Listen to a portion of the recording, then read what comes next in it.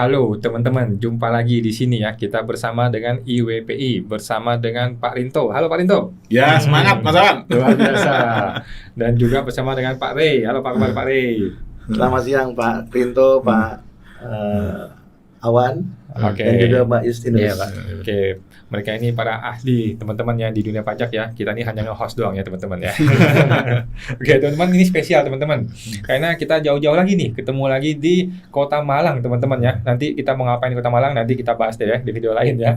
Tapi kali ini teman-teman kita kedatangan tamu spesial teman-teman, karena baru kali ini betul-betul ada wajib pajak langsung datang ke tempat kita untuk curhat nih teman-teman ya, untuk curhat dan langsung dapatin bantuan gratis teman-teman dari IWPI ya, langsung mendapatkan ilmu dari ahli teman-teman ya. Nah, kita langsung berkenalan teman-teman dengan Bapak Justinus. Halo Pak Justinus. Ya, halo Pak. Luar biasa nih. Tetap bersemangat Pak. Jadi teman-teman, Pak Justinus ini datang untuk curhat nih teman-teman ya. Bukan sekedar curhat ya, tapi sudah ada kerugian hukum teman-teman ya. Bukan sekedar curhat doang ya. Jadi Pak Justinus ini orang Malang Pak ya? Orang Malang ya. Orang Malang ya. Jadi Pak Justinus orang Malang, kemudian di KPP sini ya. Di KPP Singosari. KPP Singosari. Nah, jadi boleh diceritain nggak Pak? Ini kasusnya apa nih Pak Justinus? Ceritanya apa? Apakah pemeriksaan, bukper atau SP2DK? Terus bagaimana perjalanan kasusnya nih Pak? Kalau pemeriksaannya itu pemeriksaan biasa katanya. Apa? Yang Lapangan Mas ya? bukan. Apa itu namanya? Yang menguji kepatuhan. Ya, jenisnya pemeriksaan yang lapangan menguji Mas. kepatuhan. Iya.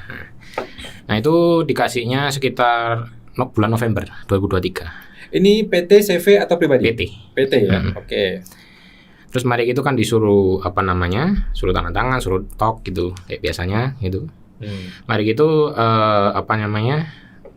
kalau orang yang minta data itu ya lewat WA, WA-WAan gitu. Habis gitu kalau nggak salah bulan Februari itu kena lagi pemeriksaan yang tahun 2020. Tadi 2019. Ya, 19 yang November. 2019. Jadi pemeriksaan itu belum selesai. Februari yang di bulan Februari kena lagi yang pemeriksaan tahun 2020. Tahun 2020. KPP Dan sama. KPP sama. Pemeriksaannya juga sama. Polsnya sama. Oke. Terus? Itu awalnya. Mari gitu setelah kan habis tuker-tukeran data toh,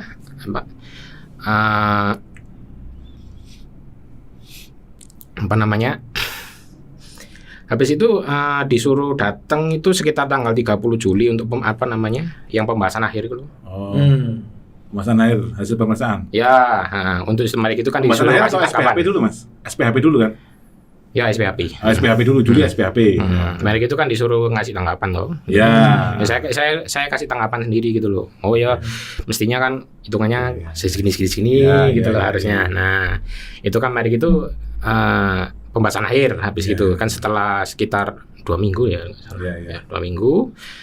Nah, itu orangnya ternyata nggak mau gitu loh. Nggak menyetujui. Ya nggak menyetujui dengan hitungannya. Sangkaan Ya, SPHP-nya. sangkaannya gitu loh. Berarti dia punya hitungan, Bapak punya hitungan, Ya. dan tidak sepakat gitu ya? Ya sepakat gitu kan. Waktu itu ya sempat ngomel-ngomel juga gitu loh. Oh ya ini hitungannya gimana ngono loh maksudnya. Sama ini misalnya ayo cocokkan aja misalnya. Oh 1 bulan lah gimana loh. 1 bulan Januari gitu kita cocokkan gitu hitungannya gimana gitu. Ternyata ya dia sendiri enggak mau ngasih gitu loh. Jadi saat pembahasan akhir tadi nggak mau cocok-cocokkan data gitu. Iya, pokoknya saya suruh pokoknya tinggal tanda tangan sama tok gitu. Mintanya gitu. Gitu. Oh ini dia suruh tanda tangan aja, dia datang bertanda tangan bukan untuk membahas gitu ya? Ya. Dari KPP semua surat dikirim pakai via pos atau via apa? Ada yang pos, ada yang lewat WA. Surat pemeriksaan via WA atau via pos? Pemeriksaan yang pertama itu lewat WA sih. Lewat WA. Lewat WA, terus ini yang saya tahu Mas Awan, ini disuruh datang ke sana terus disuruh ini Mas, seakan-akan diserahkan langsung gitu loh Mas. Oh. Jadi awalnya WA dulu soft copy, terus datang ke kantor KPP, baru menandatangani. Menandatangani. Iya. Jadi seakan-akan itu secara administrasi langsung Pak ya? Iya, tanda terima langsung. Iya, tanda terima langsung. Kemudian SPHP datang, Bapak kasih surat sanggahan atau tanggapan, Ya. dia tidak mau bahas isi ini. Ya maksudnya ya terus tengkar terus maksudnya waktu SPHP itu. Pokoknya hitunganku kayak gini. Oh enggak bisa ini memang enggak sepi pikiran. Sampean ngomong ini, aku ngomong ini gitu loh. Iya. Terus Bapak tanda tangan di salah. Ya disuruh tanda tangan gitu. Kemudian Bapak dapat risalah BA Enggak dapat. Nggak dapat. Nggak dapat. Oke. Cuma suruh tanda tangan, baik gitu ya sudah suruh pulang. Gitu. Oh. Ada perekaman audio visual nggak sepanjang proses ini? Kalau dari saya pribadi belum, nggak ada. Dari mereka? Dari mereka mungkin nggak ada. Tapi nggak minta izin, nggak bilang. Nggak ada juga. Cuma bahas-bahas biasa gitu. Oke. Cuma ngomong-ngomong biasa. QA nggak ada? Permohonan QA? QA nggak ada. Nggak ada. QA Jadi di SKP awal. sudah terbit nih ya ceritanya nih ya? Sudah. Habis itu kan sudah selesai kan, maksudnya kan pembahasan akhir, waduh kan disuruh keberatan gitu kan. Jadi disuruh keberatan kan misalnya kalah lagi kan naik 30%. 30%. Iya kan. Iya, iya, iya. Dia suruh, dia mempersilahkan keberatan ya? Iya betul. Tapi dia mempersilahkan nggak untuk gugatan? enggak. Enggak? Oh, ini udah ciri-ciri oknum ini kayaknya nih ya. Oke. Jadi Oke, mungkin dari tim ahli nih, dari Pak Rey nih sebagai ahli, kira-kira bisa kasih ini Pak, pandangannya ini mungkin dari legal formal dulu atau bagaimana nih Pak? Ya, terima kasih Pak Wan, terima kasih Pak Justinus. Ini pengalaman wajib pajak ya. ya. Jadi tentunya kami berpendapat dari apa yang disampaikan tadi oleh Pak Justinus. Ya, kalau memang itu benar, maka kan ada dua hal yang menjadi catatan. Ya, pertama adalah catatan berkaitan dengan prosedural, ya, atau hukum acara pemeriksaan pajak. Ya, jadi ada tahapan-tahapan yang harus dilalui oleh pemeriksa pajak ketika melakukan pemeriksaan. Ketika itu tidak dilalui, maka itu tidak dapat disebut sebagai pemeriksaan pajak. Bisa disebut sebagai perampokan pajak. Ya, ketika tidak dilalui, kan begitu ya. Karena di dalam hukum pajak itu kan ada yang namanya syarat formil, ya. Syarat formil itu adalah syarat prosedural, maka harus dipenuhi, ya. Kalau itu sudah dipenuhi, maka negara berhak untuk mendapatkan sebagian harta warga negara menjadi milik negara. Tapi ketika itu tidak dilalui, maka negara tidak berwenang untuk mengambil harta warga negara menjadi milik negara. Nah, yang paling utamanya adalah syarat formil tadi, proseduralnya harus dilalui. Ya, tadi Pak Justinus menyebutkan dalam pembahasan itu tim pemeriksa marah-marah begitu ya. Ya, debat Ya. Nah, karena nggak ada rekamannya, jadi saya nggak bisa menilai nih. Ya. Ya. Ini debat kusir, debat maksa, ya, Tapi atau tadi debat. debat tanpa ini Pak, enggak maunya uji coba 1 bulan ini didetailkan, tapi itu namanya debat sepihak lah Pak. Gitu loh. Ya, kembali lagi, kalau mereka mendalilkan bahwa ada koreksi, maka mereka yang harus membuktikan kan. Iya. Kan siapa yang mendalilkan, dia membuktikan. WP sudah membuktikan melalui SPT kan. Iya. Kalau SPT-nya dianggap salah, maka pemeriksa harus membuktikan sebaliknya SPT itu salah karena apa dan yang benar itu menjadi berapa. Nah, dia harus membuktikan. Nah, jangan dibalik ya, setelah dikoreksi disuruh WP membuktikan. Nah, ini kan cilaka kalau begitu ya. Cilaka namanya. Nah, itu adanya di negara Konoha aja. Kalau di negara Republik Indonesia seharusnya nggak boleh, ya kan, secara normatif nggak boleh, ya. Jadi ketika pemeriksa itu mengoreksi, maka dasar koreksinya harus ada 2. Dasar koreksi akuntansi dan dasar koreksi hukum. Ya, dan yang menjadi panglima harus hukum. Maka segala sesuatunya bermuara di pengadilan, yaitu pengadilan pajak. Di sana kan akan diperiksa kan, terutama hukumnya. Ya, hakim sendiri memutus berdasarkan hukum yang berlaku. Gitu. Nah, jadi kembali lagi yang pertama tadi adalah syarat formil atau proseduralnya. Kalau terminologi Fakultas Hukum menyebutnya hukum acara pemeriksaan pajak. Ya, kenapa disebut hukum acara? Karena itu mengenai tata caranya. Tata cara itu mengenai tahapan. Tahapan 1 harus begini, tahapan 2 begini dan seterusnya. Nah, tadi kami mencatat misalnya tahapan 1 itu adalah yang paling utama SP2L. Surat pemberitahuan pemeriksaan lapangan. Nah, itu harus disampaikan, ya, dan tidak boleh melalui WA. Karena PMK 17, Jungto PMK 184, Jungto PMK 18, ya, tentang pemeriksaan pajak itu tidak mengatur penyampaian sesuatu melalui WA. Ya, yang diatur adalah melalui pos kilat atau perusahaan jasa ekspedisi atau jasa kurir. Kenapa WA nggak ada di sana? Karena jangan-jangan kalau pemegang WA-nya nggak buka, atau ekstrimnya pemegang WA-nya meninggal dunia, terus bagaimana membuktikan bahwa pemeriksaan telah dimulai? Bagaimana membuktikannya? Atau misalnya ponselnya hilang. Terus gimana membuktikannya? Bahwa pemeriksaan sudah dimulai. Nah, pemeriksaan sudah dimulai itu menjadi penting karena itu argonya. Argo di mana penguasa masuk melalui intervensi yang namanya pemeriksaan pajak. Dia harus memberitahu. Kalau tidak memberitahu, makanya tadi kami katakan itu bukan pemeriksaan pajak. Sama seperti kalau kita masuk ke rumah orang lain kan kita harus permisi, ya. Kita harus ketok pintu dulu. Begitu juga dengan pemeriksa pajak. Ketika pemeriksa pajak ingin melakukan pemeriksaan atau hendak melakukan pemeriksaan, maka secara yuridis normatif mereka memberitahu kewenangannya. Nah, kewenangan ini itu sebenarnya bukan hanya diatur di dalam undang-undang KUP mengenai pemeriksaan, ya. Itu diatur di pasal 29 undang-undang KUP, juga diatur dalam turunannya PMK. Nah, bukan hanya itu, pejabat pemeriksa pajak juga diperintahkan oleh Undang-Undang Administrasi Pemerintahan untuk membuktikan dasar kewenangan ketika melakukan pemeriksaan. Ketika mereka mengintervensi warga negara, pemeriksaan itu mengintervensi loh. Karena dia boleh masuk ke kantor, ke rumah, boleh melakukan penyegelan ruang di mana data-data itu tersimpan. Itu bentuk-bentuk dari intervensi, ya.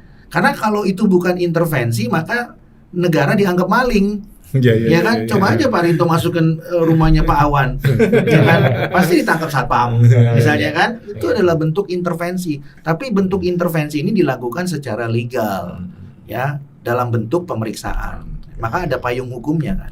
Nah, untuk membuktikan dasar kewenangan berdasarkan ketentuan pasal 52 ayat 1 Undang-Undang Administrasi Pemerintahan, Undang-Undang 30 tahun 2014, maka pejabat harus menyampaikan dasar kewenangannya, ya.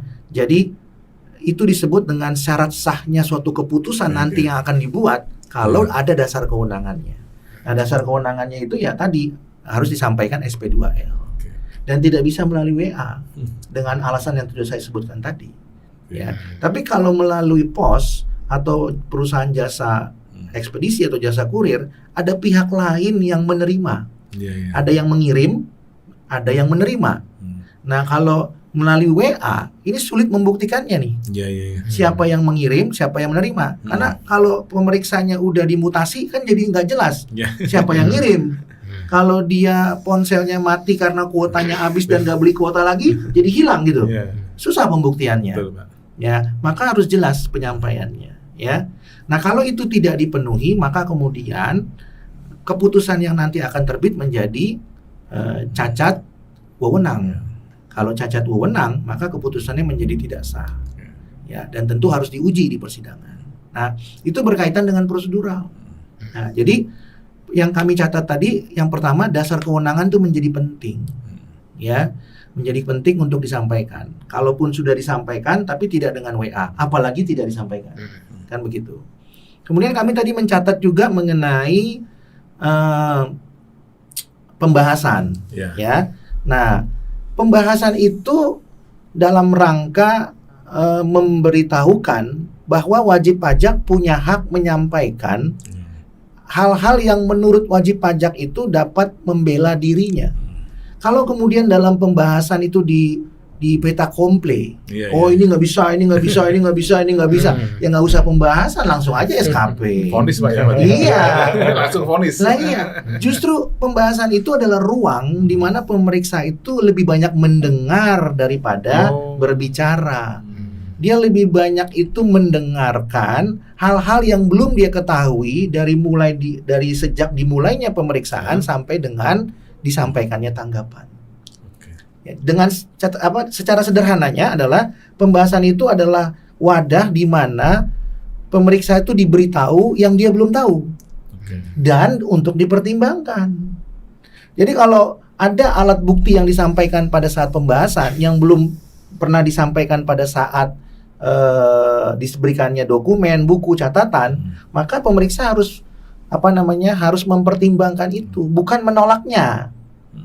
Kalau menolaknya nggak usah ada pembahasan, langsung SKP Pak, ya kan? terserah mau SKP berapa miliar, langsung aja. Ya, takut Pak nanti dikena 1D. Takut bisa dibatalkan Pak. Nah, Yang penting kan syaratnya kan yang penting ada SPAP dan adanya pembahasan akhir gitu Pak. nah, jadi kalau catatan kami adalah pembahasan itu bukan dalam rangka untuk menyampaikan kewenangan. Oh, saya berwenang. Oh, saya punya kekuasaan. Iya. Oh, ini adalah jurisdiksi saya. iya. Bukan dalam konteks itu. Justru dia lebih banyak mendengar. Karena pemeriksa itu sebenarnya mirip dengan hakim tapi di luar pengadilan. Ya, hakim itu kan mendengar seharusnya. Iya. Ya, tapi bukan seperti hakimnya Pak Awan yang tadi pagi ya, atau kemarin pagi ya. Nah, itu kurang banyak mendengar, ya kan? Dan kurang banyak membaca buku hukum ya. Ya. Oke. Nah, jadi konteksnya pembahasan itu lebih banyak mendengar dan menerima apa-apa yang belum dia ketahui. Sebelum memutus dalam bentuk SKP Pak ya. Betul, ya kan? Bahkan sebelum memutus risalah pembahasan. Oh, Risalah pembahasan loh. Iya. Setelah pembahasan itu kan dibuat risalah. Salah. Iya. Ya kan, dia berpikir, ya kan, ini alat bukti ini bisa nggak kita pertimbangkan. Nah, pemeriksa yang ideal, kalau perlu dia menunda membuat risalah untuk mempertimbangkan alat bukti yang baru disampaikan. Oh. Jadi ketika risalah hari ini, pembahasan hari ini, lalu ada alat bukti yang lain. Kalau dia nggak mampu berpikir, dia jangan buat risalah. Oh, pengalaman saya ini Pak langsung sorenya Pak, pembahasan sekarang sore udah keluar Pak risalah Pak. Karena pemeriksanya kan pinter semua. Terus Iya kan? Loh, ya kalau lulusan STAN kan pinter Pak. Iya. Mana ada lulusan STAN yang nggak pinter? Iya. Emang Bapak pernah ketemu? Iya. Ya, kan nggak ada kan? Nah, iya. Tapi yang saya mau katakan adalah kalau tidak yakin, maka dia punya waktu untuk membuat risalah pembahasan yang benar. Nah, oleh karena itu dalam beberapa praktek di lapangan, kadang-kadang risalah itu kan di email kan, Iya. ya kan, Bapak, Betul. Ibu, tolong dibaca lagi. Iya. Apakah sudah benar? Kalau belum benar, tolong kami dikasih tahu di mananya nggak benar. Iya. Ya, karena itu akan menjadi dasar terbitnya SKP kan, Pak. Iya. Termasuk berapa nilai yang disetujui oleh WP. Iya. Nah, nanti jangan seperti kayak kasus Arion kan, Pak. Iya. Yang disetujui berapa, yang muncul di SKP berapa misalnya. Nah, itu karena tidak menguasai materi dengan baik sehingga Iya. kemudian antara risalah dengan SKP yang terbit menjadi tidak sinkron. Oke. Kemudian kami mencatat tadi mengenai setelah dilaksanakannya pembahasan dan diterbitkannya risalah, ditandatangani risalah ya dan diterbitkan, tapi tidak diberikan ikhtisar kan. Semua. Ya. Dan Semua risalah dikasih. acara. Semuanya. Bapak tanda tangan Tanda-tangan tapi doang. nggak dikasih Nggak dikasih. kopiannya Nggak sampai hari dikasih. ini. Sampai hari ini. Oke, nah itu Semua Pak risalah, ikhtisar. risalah, BA. bisa berita acara, barang yang mungkin ada tapi tidak diberikan ke WP dan tidak ada perekaman audiovisual. Dan Ini- sudah meminta Mas. Sudah sudah meminta. meminta. Sudah minta surat. Pakai Secara surat. resmi, Pakai secara surat. resmi. Pakai surat. Nah, Oke. Cuma yang tidak ada tanggapan apa-apa. Oke, Ya. jadi gimana nih Pak Ahli? Kalau sudah dimohonkan secara lisan nggak dikasih, kemudian telah dimohonkan secara tertulis ya, Ya, Iya. tulis. tapi tetap tidak dikasih, Tetap tidak dikasih Nah. Pak Ali. maka terbuka kan upaya administratif. Iya, ya. iya. Jadi Pak Justinus bisa nanti bersurat lagi kan kepada DJP. Ya. Atasan DJP Nah, ya. pertama tadi sudah kan ke DJP Iya. melalui kepala kantor. Iya. Kalau nggak ditanggapi, nanti bersurat ke atasan DJP. Iya. Ya, contohnya kepada Irjen misalnya. Hmm. Kalau nggak ditanggapi lagi, ya, nah tentu bisa bersurat kepada Komisi Informasi Publik ya. Nah, untuk tentunya menempuh upaya hukum ya, itu harus bersidang tentunya di sana ya, Iya, Pak. iya, iya. Nah, jadi suratnya itu adalah permohonan untuk diperiksa. Apakah terbukti bahwa pejabat ini tidak melaksanakan kewajibannya ya Iya. untuk memberikan layanan kepada masyarakat. Nah, kalaupun di dalam permohonan yang pertama nggak ditanggepin, itu ada sanksi pidananya kan di dalam Iya, iya, undang-undang iya. KIP itu, ya. Ya, mungkin Pak Justinus suratnya tidak menyebutkan mengenai klausula pidana. Sudah ada Pak. Sudah ada ya? Sudah ada Pak. Berarti tinggal buat laporannya, Pak. Laporan polisi ya, laporan polisi. Nah, tinggal dibuat Wah. saja, Pak, gitu ya. Iya. Nah, dan memang hukum membuka celah untuk itu. Itu bisa langsung laporan polisi atau harus ke atasnya dulu, Pak? Nah, jadi tentu harus diselesaikan, Pak, sampai ke atas. Oke. Ya, supaya membuktikan bahwa segala upaya sudah dilakukan. Oke, ya. Ya, supaya tidak prematur. Ya, jadi dilakukan dulu semuanya. Kalau sudah tidak bisa dipenuhi, ya maka bisa menempuh upaya hukum tadi ke Komisi Informasi, atau bisa bersurat tadi kepada Ombudsman ya Pak. Bisa juga, atau kemudian menempuh upaya hukum pidana. Ya, itu yang paling ekstrim. Nah, jadi kalau mau dibuktikan mungkin Pak Bapak jadi WP yang pertama. Ya, dan saya bicaranya hukum ya. Jadi kalau misalnya WP mau menempuh, ya tidak perlu khawatir. Jangan sampai mindsetnya kalau saya tempuh upaya administratif atau upaya hukum nanti saya diobok-obok. Enggak, kan kita negara hukum. Konstitusi kita mengatakan bahwa setiap warga negara berhak untuk mendapatkan bantuan hukum, perlindungan hukum, yang bahkan sama. mengajukan upaya hukum. Boleh bebas saja sepanjang diatur ya berdasarkan hukum positif yang berlaku. Nah, itu berkaitan dengan prosedural. Berkaitan dengan materi, tentunya pada saat pembahasan harusnya kan apa yang tidak jelas daripada wajib pajak, pertanyaan-pertanyaan wajib pajak yang belum jelas itu harusnya dijelaskan. Kenapa dikoreksi? Ya, dikoreksi itu kenapa? Lalu dikoreksi kenapa itu kan akuntansinya. Ya. Kenapa misalnya dikoreksi ini menjadi omset? Apa alasannya? Lalu dasar hukumnya apa? Nah, jadi tentunya itu yang harus dilakukan pada saat pembahasan ya. Kalau tidak ya kembali lagi ya, tidak terpenuhi unsur-unsur untuk disebut sebagai pemeriksaan pajak. Tapi patut diduga. Nah, itu patut diduga ya. Itu adalah bentuk lain, bisa disebut perampokan pajak, bisa disebut dengan pemerasan pajak, apapun namanya. Karena itu adalah perbuatan melawan hukum, dugaan perbuatan melawan hukum. Sementara begitu Pak Wan ya. Oke, nah sekarang kan sudah ada SKPKB nih Pak, sudah terbit, sudah terlanjur. Iya. QA yang dilakukan. Nah, jadi bagaimana nih Pak upaya hukum resmi yang bisa dilakukan seperti apa nih supaya Pak Justinus tahu juga nih jangka waktu bagaimana nih Pak? Nah, sekarang karena SKPKB sudah terbit ya. Tadi saya sudah katakan ada upaya administratif dan upaya hukum berkaitan dengan dokumen yang sudah diminta tapi tidak diberikan. Itu satu hal ya. Itu bisa ditempuh upayanya. Yang kedua berkaitan dengan SKP, dalam hal ini adalah SKPKB, maka bisa diajukan upaya hukum baik itu gugatan maupun keberatan ya. Keberatan tentu nanti bisa dilanjutkan dengan banding. Jadi upaya administratif keberatan jalan, upaya hukum gugatan juga jalan. Nah, tadi Pak Justinus mengatakan bahwa pemeriksa tidak pernah menyampaikan upaya hukum gugatan. Ya memang itu nggak pernah Pak. Di 264 KPP nggak pernah disampaikan. Ya, jadi saya juga agak sedikit bingung ya. Ya, sepertinya pemeriksa pajak itu kalau memilih upaya hukum berdasarkan undang-undang itu dia pilih-pilih gitu ya. Sebenarnya kan undang-undang sama aja. Ya, mau gugatan, mau keberatan, mau banding itu sama saja. Semuanya diatur di dalam undang-undang ya.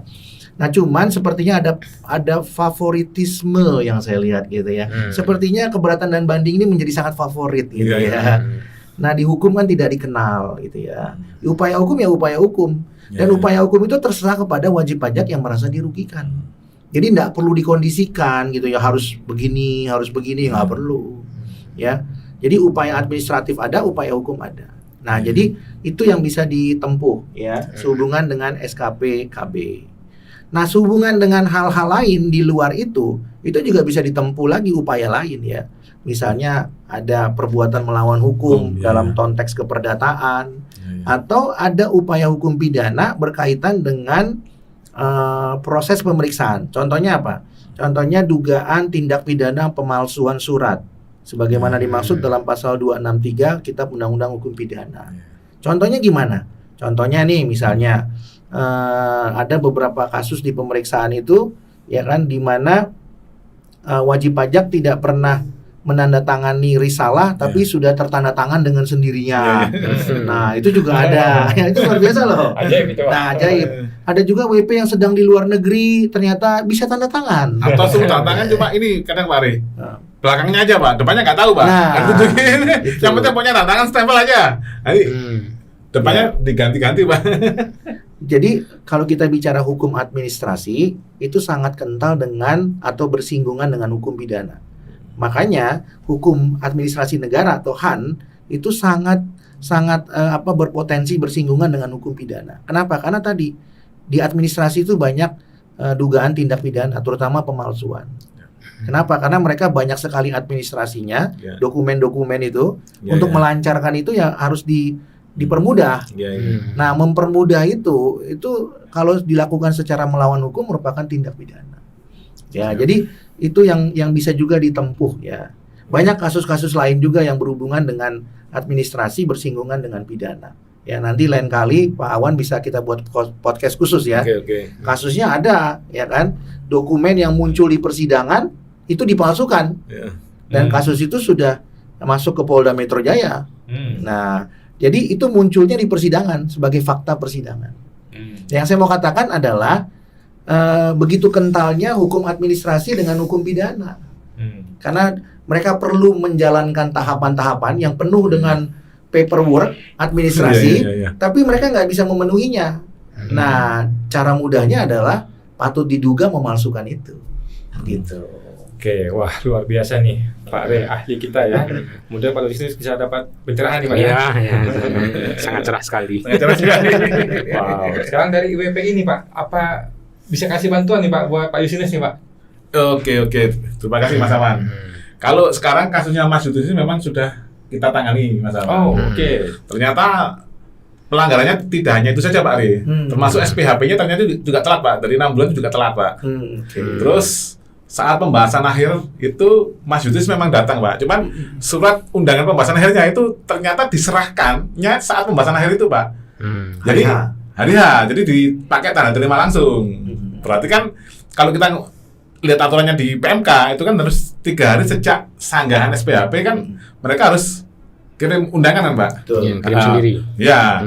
Memang secara metode penyampaian langsung benar Pak Re. Cuman kan secara timeline waktu kan tetap salah itu Pak Re. Walaupun memang Mas Yusinus sudah datang dan sudah menandatangani risalah dan sebagainya.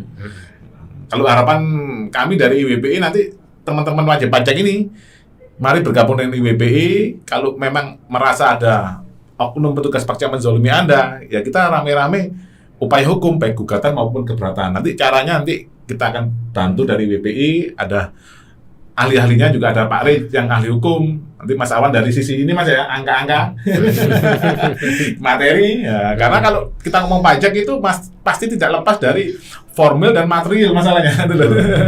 Jadi hal yang biasa saja. Bagi teman-teman wajib pajak untuk melakukan upaya hukum ini harus ini Mas dibiasakan lah ya, harus terbiasa lah. Gitu. Karena kalau nggak terbiasa Mas nanti ya kalau SKP-nya nggak nilainya fantastis, kalau di atas 10 miliar atau 100 miliar itu kan. Oke, siap. Ya. Thank you IWPI, Pak Rinto, thank you Pak Re, ahli kita, dan Pak Yusinus, thank you Ya, Pak. Kita sama-sama. doakan semoga ini betul-betul bisa dapat keadilan Pak ya. Ya, Kita amin. tunggu Amin. podcast berikutnya Pak. Oke, Ya. iya. Thank you Pak Yusinus. Makasih banyak. Ya, Pak. Ya, terima kasih Pak Wan, Pak Rito, Pak Ya. Yusinus. Sama-sama.